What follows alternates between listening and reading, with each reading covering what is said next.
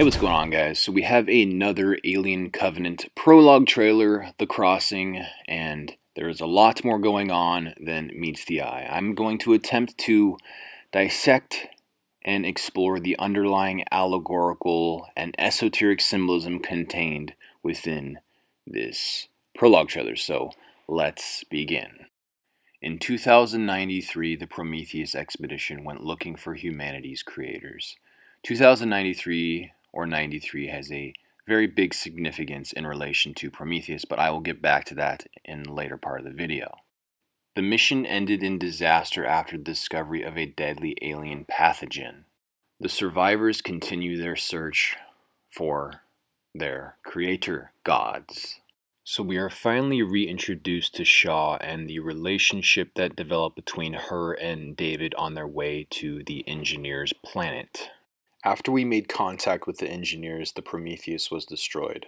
All hands were lost, but I escaped with Elizabeth in one of their ships. I was badly injured on our mission. She put me back together. I never experienced such compassion, certainly not from Mr. Wayland, his logical cosmic father, or from any other human. When David's cosmic mother, Shaw, is repairing and birthing or rebirthing his body, he says, "Green to green and red to red." Prometheus landed on LV-223 on Christmas, as well as the first Alien Covenant trailer was released on Christmas. So I speculate there is a Christmas symbolism going on right here with the red and the green, which some might call Saturnalia, a holiday which can be speculated on in its origins and its true meaning, but on a wide scale is associated with Mary, a divine mother, giving birth to Christ. It's meant to be simple. I'm doing my best. You are very kind at heart, you know. So in order to actually comprehend the intended symbolism being used by Ridley Scott, we have to apply Kabbalistic understanding, the foundations of all Western occultism. Some of the terms and ideas that I will be using you may not be familiar with, but just attempt to follow along and comprehend as much as you possibly can. In the Tree of Life, the Cosmic Mother is attributed to Saturn, or the top of the pillar of severity. Saturn, which is Chronos, the former of time, that which gives birth to mortal life, but simultaneously gives birth to death, as all life must live and die. In this sense, Shaw takes on the role of cosmic space mother of David. Notice the dark outfit that she is wearing as she is repairing his body, and light is being cast down upon him. Repairing his physicalized body as the only thing to survive his encounter with the engineers with his father Wayland was his head, representing his hyper-logical mind, which really is an extension of his cosmic father Wayland, which you could associate with Chokmah, which is also part of the Tree of Life. You can research all this stuff yourself to actually understand what I'm saying. His head was ripped off at the point of Wayland's death. Shaw acts as a sort of Mother Mary figure, the association with Christmas, right, and Alien Covenant, a divine feminine archetype whose compassion, love, and light is truly unconditional. But the forces of form, time, and death are also unconditional, which is why it is associated with Saturn and the top of the pillar of severity, because no one escapes life and death. So now that that's been established, let's revisit the most crucial scene in Prometheus for understanding the esoteric symbolism that the entire franchise is built upon. The trick, William Potter, is not minding that it hurts. David sits between the two pillars and is synthesized with the man on the screen putting out the Promethean flame with his mortal fingers, thus taking on the Promethean archetype. David is Prometheus.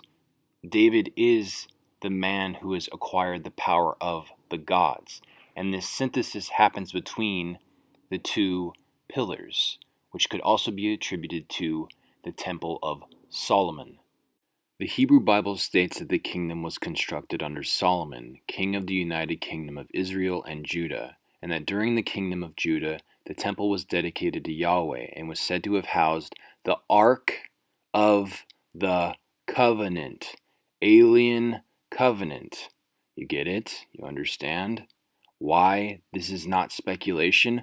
I'm telling you, this is what the symbolism actually is. Anything else, any other speculation into what these trailers are, if you're not touching on this level, is just trivialized nonsense. So, the crossing, the cross, Christmas, the Divine Mother, the Cosmic Mother, the Cosmic Father, the birth of the new Son, David. You understand that there's a light and dark component of religious symbolism built into this entire franchise. It is working with some very, very, very deep levels of esotericism. It is the blueprint of all esotericism, actually. It is the blueprint. It is the foundational laws of all esotericism. It's everything in one. So just as I stated that Binah or chronos or time or form gives birth to life, it also is death. So the Divine Mother is now put to sleep and is put into cryosleep so David can do what he needs to do, which does not involve the Divine Mother archetype of unconditional love, caring, and compassion. What he's about to do is completely ruthless, which is the exact opposite of the Divine Mother or the Mary archetype. What I find to be very bizarre about the release and timing of this particular trailer when understood from an esoteric or actual perspective is what is on Google right now. We have the golden capstone, which you could attribute to David, the golden capstone or the Übermensch, the embodiment of man that has achieved immortality and has defeated his engineer or God, right?